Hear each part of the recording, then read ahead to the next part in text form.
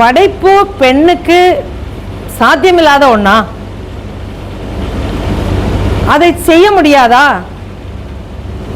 அப்படின்னு பார்த்தா நம்ம என்ன பண்ணணும்? வரலாறை புரட்டி பார்க்கணும்.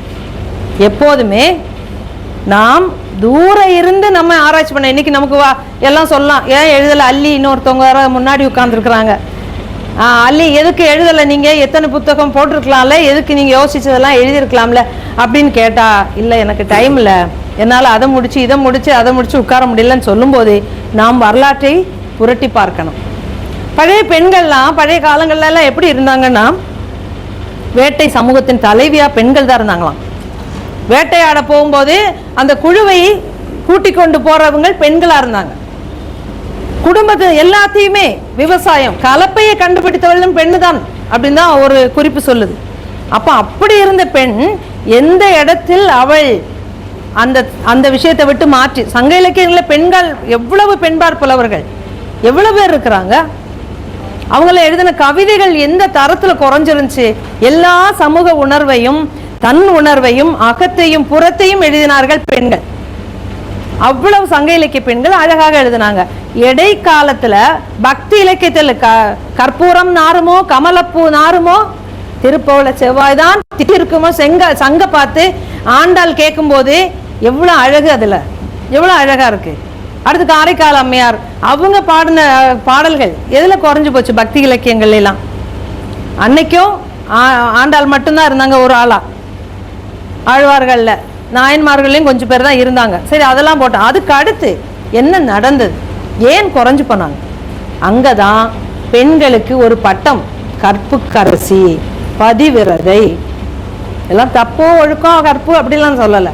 அங்கதான் ஆண் ஆதிக்கம் வந்தது. யாரால் வந்தது, எதனால் வந்ததுலாம் நான் அரசியல்லாம் பேச விரும்பல, எதையும் பேச விரும்பல. மதம் ஒரு காரணமாக இருந்துச்சுனாலும் அங்க பெண்கள் இந்த ஆண் ஆதிக்கத்தாலும் பெண்ணுக்குள் ஈச என்ன வைத்தான் பேணி வளர்த்திடும் ஈசன் கண்ணை ஒன்று கொண்டு கண்ணை குத்துக்கலாமான்னு பாரதியார் பாடுறாரு. ஒரு கண்ணை இன்னொரு கண் குத்தலாமா? இந்த இன்னொரு கண் எது? அங்க ஆணைத்தான் குறிப்பிடுகிறார். ஆனா ஆண் மட்டும் காரணம் இல்ல, பெண்ணும் அதற்கான காரணம் தான்.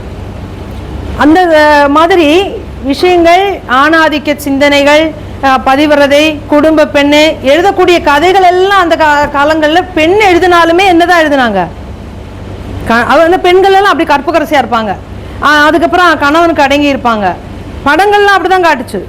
எல்லாமே வரக்கூடிய எல்லா கலை இலக்கியம் எல்லாமே அன்று வந்த காலங்கள்ல ஆண் தாலி கட்டுறதுல இருந்து கூட்டிட்டு போறதுல இருந்து அவ கணவன் சொன்னோன்னு அப்படி கேட்டு வழி நடக்கிறதுல இருந்து எல்லாமே அந்த இது இருந்துச்சு. இதை மீறிய ஒரு பெண்ணை சமூகம் விமர்சிச்சது. அவளை பல இதுல விமர்சிச்சது. திருமணம் வேண்டான்னு சொன்னா விமர்சிக்கும். அந்த காலங்களில் தான் நான் சொன்ன மாதிரி படைப்புகளை திரும்பி பார்த்தால் ஒவ்வொருவரும் எவ்வளவு கஷ்டப்பட்டு வந்திருக்கிறாங்க. ஒரு கதை சொல்றேன், ஒரு சின்ன கதை. ஒரு பெண் 11 வயசுல அந்த பெண்ணுக்கு திருமணம் ஆயிடுச்சு. திருமணமான உடனே பூந்த வீட்டுக்கு போறாங்க. அங்க வரதட்சணை பார்த்தோம்னா அந்த பொண்ணை விரட்டி விட்டுறாங்க. அந்த பொண்ணை வர்றா, தந்தை இறந்து போறாங்க, தாய் மட்டும்தான் இருக்காங்க. 2 பேரும் என்ன பண்ணன்னு தெரியல. திருச்சியில திருவையார் பக்கத்துல பிறந்தவங்க கோயில் வாசல்ல உட்காந்து பாட்டு பாடிக்கிட்டு இருக்கிறாங்க. பாட்டு பாடிக்கிட்டு இருக்கிறவங்க என்ன நினைக்கிறாங்க? நம்ம நல்லா பாடுறாங்க, திறமையா இருக்காங்க. பக்கத்துல நாடகங்கள் தானே அன்னைக்கு திரைப்படத்தை விட மிஞ்சி நின்னது. நாடகம் தானே திரைப்படத்துக்கு முன்னோடியா இருந்தது. அந்த நாடக அங்க போய் அரங்குல போய் நானும் நடிக்கிறேனே அப்படின்னு ஒரு பெண் குழந்தை கேட்குது. அங்க உள்ள அவர் சொல்றாரு, இல்ல அதெல்லாம் நடிக்கலாம் முடியாது, இங்க எல்லாவற்றிற்கும் வேஷம் கட்டுறதுக்கு பெண்கள், பாஞ்சாலியா வேஷம் கட்டுறதுக்கு ஆண்கள் இருக்காங்க, கண்ணகியா போடு எல்லாத்துக்குமே இருக்கிறாங்க. குழந்தை பெண்கள்லாம் நாடகத்துல நடிக்க முடியாதுன்னு அவங்கள விரட்டுறாங்க. அங்கதான் அனுமதித்தல், ஆதரித்தல், அங்கீகரித்தல், ஆர்வப்படுதல், இது 3 நம்ம ஒரு பெண் படைப்புக்கு முக்கியம். சங்கரதாஸ் சுவாமிகள் வராரு. ஒரு பெண் குழந்தை கேக்குது, நான் நாடகத்தில் நடிச்சுக்கிறவா, நடி, தைரியமா வரட்டும், நடிக்க வச்சாங்க. அந்த பெண் அந்த நடிப்பு நாடகம் அதோட நிக்கல. அவங்க தான் முதல் திரைப்படத்தில் நடித்த பெண் கதாநாயகி டிபி ராஜலட்சுமி அவர்கள். முதல் நடிகை, முதல் இயக்குனர், முதல் தயாரிப்பாளர், முதல் எழுதின கமலாவேணிங்கிற ஒரு நாவலை மிஸ் கமலான்னு அவங்களே இயக்குனாங்க. அப்போ அங்கே ஒரு அனுமதித்தல் இருக்க போய் தான் அவங்க என்ன செஞ்சாங்க, அந்த அங்கீகாரம் வரைக்கும் அவங்க போனாங்க. நம்ம இன்னைக்கு வரலாறை புரட்டி பார்க்கணும்னு நான் சொல்ற காரணம், நம்ம இன்னைக்கு காரணங்களை சொல்லி நம்ம திறமைகளையும் எல்லாத்தையும் முடிச்சு போட்டு ஒரு பக்கத்தில் உட்கார்றோம். அந்த காரணத்தை தாண்டுதலுக்கு தான் இதெல்லாம் சொல்றேன். காரணத்தை தாண்டணும், எல்லா காரணங்களையும் கடக்க வேண்டும், கண்டுபிடிக்க வேண்டும், நேரத்தையும் திறமையும் வாய்ப்புகளையும். இன்னைக்கு சார் கூப்பிடும்போது நான் வந்திருக்கிறேன்னா இது எனக்கு கிடைச்ச ஒரு வாய்ப்புக்கு நான் வந்திருக்கிறேன். இன்னைக்கு இத்தனை பேரும் முகத்தை பார்க்குறேன். இதெல்லாம் நம்மளே ஒன்று கொண்டு தொடர்பு படுத்தும். நாளைக்கு இன்னொன்று உங்களுக்கு யாராவது ஒரு ஆள்னா நான் கூப்பிட்டு போவேன், எனக்கு ஒன்றுனா உங்களை கூப்பிட்டு போகிறது. இது ஒரு உலகத்தில் சமூகத்தில் நம்மை அடுத்த படிக்கு கொண்டு போகிறது, ஆளுமை வளர்ச்சிக்கு கொண்டு போகிறது. அப்போ இந்த மாதிரி அடுத்து ரயிலில் பாடிக்கொண்டிருந்த ஒரு பெண், ரயிலில் பாட்டு பாடிக்க உங்களுக்குலாம் தெரிஞ்ச கதைகளாக தான் இருக்கும். ஏன்னா நீங்கள் எல்லாமே அந்த அறிவில் சிறந்தவர்கள் தான் முன்னாடி இருக்கிறாங்க. ரயிலில் பாட்டு பாடிக்கிட்டு இருந்த ஒரு குழந்தை, இன்னைக்கு காரைக்காமல் அம்மையார்னா யார் முகம் ஞாபகம் வருது, ஔவையார்னா யார் முகம் ஞாபகம் வருது, அவ்வளோ சுருதி சேர்த்து 8 கட்டையில் பாடணும்னா யார் முகம் ஞாபகம் வருது நமக்கெல்லாம்? கேபி சுந்தரம்மாள் ரயிலில் பாடிக்கிட்டு இருந்தாங்க. ஆண்களுக்கு மேலே சம்பளம் வாங்கினவங்க அவங்க அந்த காலத்தில், ஆண்களுக்கு மேலே. அடுத்து பானுமதி, பழைய இது நான் வாசி பார்க்கும்போது எதுக்கு நான் இதெல்லாம் சொல்கிறேன், பழைய கதை தான் நம்ம வாசிக்க வேண்டாம்னு விட்டுட்டு போகலாம். ஆனால் இதெல்லாம் எவ்வளோ நம்மளை மோட்டிவேட் பண்ணுதா, நம்மளை ஆர்வப்படுத்துதா. இவங்கெல்லாம் இப்படியா, 5.5 வயசுல ஒரு பொண்ணுக்கு இப்போ எழுத படிக்க தெரியாது, கல்யாணம் முடிஞ்சிருச்சு, ஒன்றுமே தெரியாது. ஆனால் உள்ளே இருந்து அப்படியே கதை பொங்குது, கதை சொல்லி கொடுக்கறதுக்கு வருது. துப்பறியும் கதைகள்லாம் அவ்வளோ அழகாக அவங்களுக்குள்ள வந்துக்கிட்டே இருக்கு. அவங்க உடனே என்ன பண்ணுறாங்க, இன்னைக்கு நம்ம பண்ணலாம், ஃபோனை எடுத்து என்ன பண்ணலாம், இவருக்கு சாருக்கெல்லாம் தெரியும், ஒரு ஏதாவது ஒன்றுனா வாய்ஸ் ரெக்கார்ட் பண்ணால் அதெல்லாம் வந்துடும். அன்னைக்கு ஆள் இல்லை, அவங்களுக்கு தெரிஞ்ச எழுத பரிச்சை தெரிஞ்ச பட்டமாலில் ஒருத்தவங்களை கூப்பிடுறாங்க, அவங்க பேசிக்கிட்டே இருக்கிறாங்க, அவங்க எழுதிக்கிட்டே இருக்கிறாங்க. அந்த புத்தகம் மிக அதிகமாக விற்பனையாகுது. வைமோ கோமதி நாயகின்னு நினைக்கிறேன், வைமோ கோமதி நாயகி. எடுத்து பாருங்க, எடுத்து நம்மலாம் பார்க்கணும், பெண்களுக்கு குறிப்பாக பெண்கள் பார்க்கணும். எழுத படிக்க தெரியாத 5.5 வயதில் திருமணமான குழந்தை, இன்னைக்கு 5.5 வயது பிள்ளையை நம்ம இடுப்புல தூக்கி வச்சுக்கிட்டு ஊட்டிக்கிட்டு இருக்கோம்ல, அந்த குழந்தை புதின ஆசிரியர், முதல் துப்பறியும் கதை எழுதின புதின ஆசிரியர், 115 நாவல்கள் எழுதியிருக்காங்க. யோசிச்சு பார்க்க முடியுதா நம்மளால? இன்னைக்கு நான் ஒரு சிலக்கருப்பின்னு ஒரு நாவலை எழுதுறதுக்கு 3 வருஷம் அந்த தேலக்காட்டில் சுத்திட்டு இருந்தேன், எழுதி முடிச்சாச்சு. இன்னைக்கு அவ்வளோ வாய்ப்புகளும் வசதிகளும் இருக்கு. 2021 போட்டேன். அடுத்து குங்குலியம்னு ஒரு நாவல் எழுதுறதுக்கு ஆரம்பிச்சேன், டேட்டாவே கிடைக்க மாட்டேங்குது, அதுல ஒண்ணுமே கிடைக்கல, களஆய்வு பண்ணி தான் நான் எழுதுவேன், கிடைக்கல. அப்போ நம்ம சரித்திரத்தை புரட்டி பார்க்கணும். எத்தனை பேர் அவங்க தில்லையாடி வள்ளியம்மை 16 வயசு வரைக்கும் தான் வாழ்ந்திருக்காங்க. இன்னைக்கும் அவங்களுடைய பேர் நிலைக்குதா? இன்னைக்கும் தங்கத்தட்டில் கொடுத்தாங்க. யாரு ரயிலில் பாட்டு பாடிக்கிட்டு இருந்தா நம்ம கேபி சுந்தரம்மாள் தங்கத்தட்டில் கொடுத்துருக்குறாங்க காந்திஜிக்கு. முதல் சட்டமன்ற உறுப்பினர் ஆனதும் அவங்க தான். அப்போ எதுக்காக நம்ம சரித்திர அருந்ததி ராயோ கமலா சுரையாவோ இல்லை மங்கையர்கரசின்னு சொல்லி இலங்கையில் உள்ளவங்களோ யாரை எடுத்துக்கொண்டாலும் பெண்களுக்கு குறிப்பாக நம்ம சொல்லக்கூடிய விஷயம், திறமை இருக்கும், நமக்கு கற்பனை ஆற்றல் இருக்கும், நமக்கு எல்லாமே இருக்கும். இது நம் பிறப்பிலே உருவானதாக இருக்கலாம். ஆனால் அடுத்த காலை எடுத்து வைக்காமல் அடுத்த படிக்கு போகாமல் காரணங்கள் சொல்லி முடங்குனா அங்கேயே முடங்கி மண்ணோட மண்ணாதான் போவோமே தவிர நாம் பிறந்து வாழ்ந்த அடையாளம் எங்குமே இருக்காது, எங்குமே இருக்காது. அப்போ பெண்களும் ஆண்களுக்குமே இது பொதுதான். தன்னுடைய படைப்பாற்றலை, தன்னுடைய கலையை, தன்னுடைய கற்பனையை, தன்னுடைய திறனை அடுத்த தலைமுறைக்கு நம்ம விட்டு செல்லணும். மரம் நடுற மாதிரி தான் இது, விட்டு செல்லணும், கண்டிப்பாக விட்டு செல்ல வேண்டி இருக்கிறது. இப்போ இந்த எங்களுடைய பாடத்திட்டத்திலாம் நாங்கள் பெண்ணுலகன்னு வச்சுருக்கிறோம் ஒரு பாடம். அதில் சல்மாவுடைய பாடல் இருக்குது. ஒவ்வொரு முறையும் வருகிறது ஒரு முகமூடி அணிந்தபடி தான், ஒரு நாளும் அது வந்ததில்லை தன் முகத்தை காட்டபடி. அன்னைக்கூட நான் அதை பற்றி பேசினேன். இந்த அதை வைத்து எனக்கு பாடம் நடத்த முடியுது. ஏன்னா ஏமாற்றப்படுற பெண்கள் இன்னைக்கு நிறையா இருக்கிறாங்க. அடுத்து வெண்ணிலாவுடைய ஒரு கவிதை சொல்கிறாங்க, துண்டொன்றை கட்டிக்கொண்டு அம்மாவாக முடிகிறது குழந்தைகளால், அம்மா குழந்தையாக முடியாமல் அல்லல் பட்டு கொண்டிருப்பவர் யாரோ நாங்கள் தான்ங்கிறாங்க. துண்டை கட்டிக்கிட்டு அம்மாவாகுது. நமக்கெல்லாம் தெரியும், வீட்டில் பிள்ளைங்க நான் தான் அம்மா அப்படின்னு சொல்லி ஒரு துண்டை தூக்கி போட்டுக்கிறோம். ஆனால் குழந்தையாக முடியாமல் அல்லல் பட்டு கொண்டிருப்பவர் நாங்கள் தான். வெண்ணிலாவோட ஒரு கவிதை. அடுத்து திலகபாமா ஒரு கவிதை எழுதியிருக்கிறாங்க. உடல் சிதறி இல்லாமல் போன பிறகுதான் உங்களுடைய அங்கீகாரங்களும் கல்பனா சாவ்லாவுக்கும் அங்கீகாரம். வாழுங்காலத்திலே அங்கீகாரம் தர முடியாமல் எங்களுக்கு அஞ்சலி செலுத்தக்கூடிய உங்களுடைய அஞ்சலிகள் எங்களுக்கு தேவையில்லை. யாருக்கு வேண்டும் உங்கள் அஞ்சலி? அந்த கவிதை தலைப்பு அதான், யாருக்கு வேண்டும் உங்கள் அஞ்சலி? அது சமூகத்தை பார்த்து கேட்குறாங்க. அதே மாதிரி அந்த கவிதை புத்தகத்தில் அந்த நூலில் எல்லாமே தமிழச்சி தங்கபாண்டியனுடைய இது இருக்கு. என்னுடைய முகவரி எழுதப்படாத என்னுடைய கனவுகள் எல்லாம் கதவிடுக்கில் இருக்கிறது.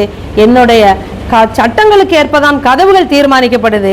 கதவுகளுக்கு ஏற்ப என்றுமே சட்டங்களை உருவாக்குவதில்லை. சட்டம் அந்த மாதிரி கவிதைகள் எல்லாம் பெண்கள் எழுதணும்னா, அல்லது கலை இலக்கியங்கள்ல இன்னைக்கு பாடல்கள் எப்படி இருக்குது? திரைப்படத்துல பாடல்கள் இருக்குது. டாடி மம்மி வீட்டுல இல்ல, தடைபோட யாரும் இல்ல, விளையாட வாடா அப்படின்லாட ஒரு பெண் எழுதுவாளா? அது பெண் எழுதுனா ஆணு தானே எழுதியிருக்கிறாங்க. பெண் எழுதுவாங்களா? அப்படி இல்லை. தன்னுடைய அங்கத்தை வர்ணிச்சு அந்த உடலை ஒரு அழகு பதுமையா ஒரு காட்டுற ஒரு காட்சியை பெண் அப்படிதான் காட்டுவாளா? இன்னைக்கு ஹீரோயினால என்ன அடையாளம்? முட்டாளா இருக்கணும்.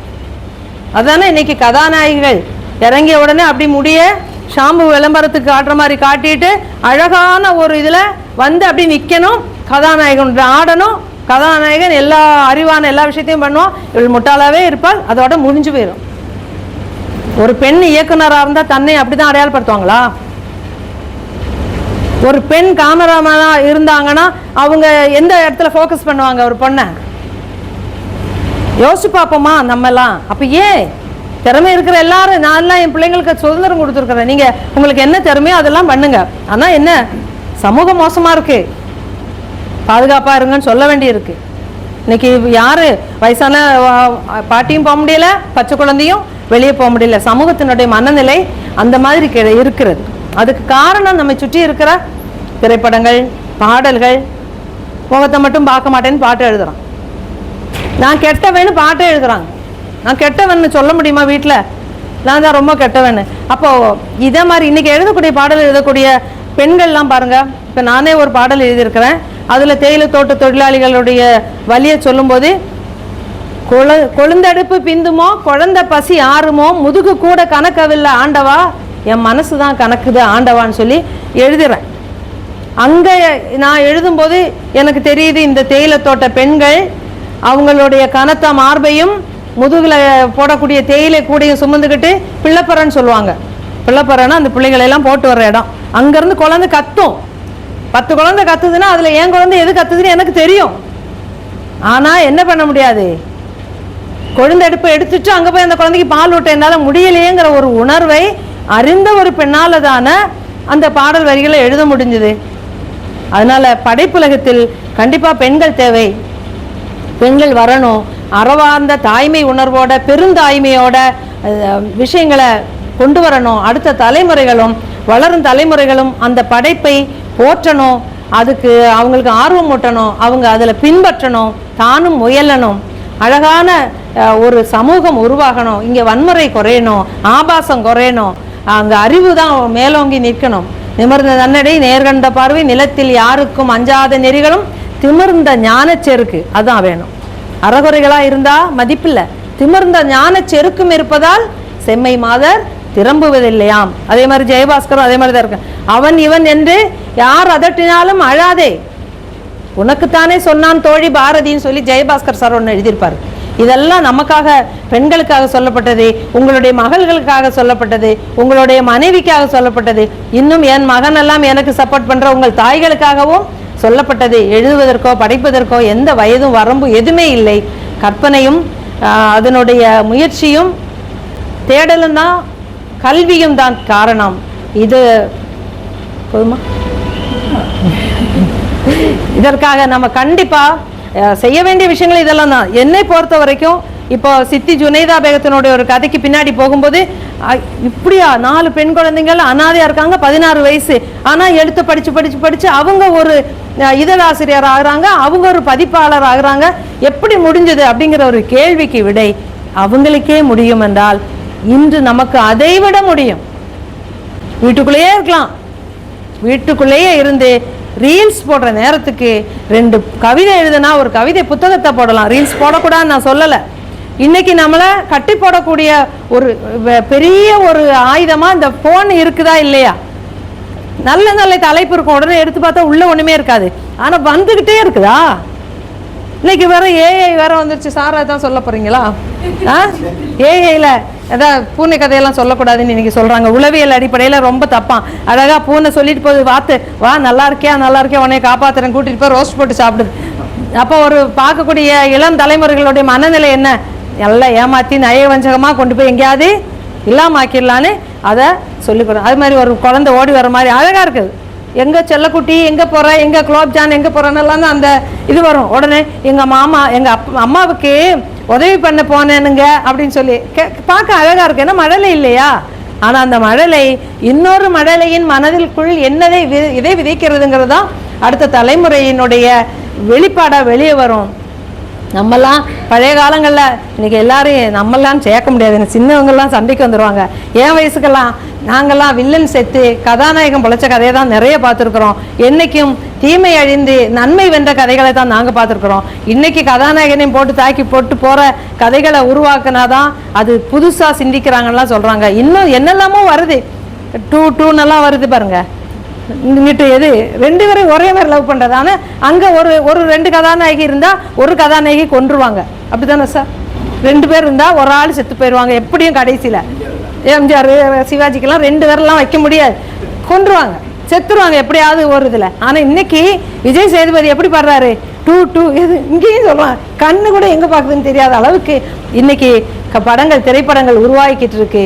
இதை மற்ற வாழ்க்கையில் பின்பற்றவங்களுக்கும் அது ஒரு பாடமாக இருந்துக்கிட்டு இருக்கு. ஆனால் அது அல்ல வேண்டியது. பெண்களும் ஆண்களும் வாழ்வியலை சொல்ல வேண்டும், வாழ்வின் நெறிமுறைகளை சொல்ல வேண்டும், தாய்மையை சொல்ல வேண்டும், ஆண்மையை சொல்ல வேண்டும், பெருந்தாய்மையை சொல்ல வேண்டும், படைப்புகளை உருவாக்க வேண்டும். பெருந்தாய்மைனா என்னன்னா, தாய்மைக்கு மிஞ்சிய ஒரு தாய்மை இருக்கு, தியாகத்தோட சேர்ந்த ஒரு தாய்மை. அது உலகத்தில் உலா வரணும். அழகான சமூகம் உருவாகணும்னா அழகான அறிவார்ந்த படைப்பாளிகள் உருவாகணும். படைப்பில் பெண்களுக்கு முக்கிய பங்கு வேணும். பெண்கள் எல்லாம் அதுக்கு துணிஞ்சு இறங்கணும். அள்ளி 4 பேர்ட்ட சொல்லுங்க. வணக்கம். இந்த வாய்ப்புக்கு எனக்கு நன்றி.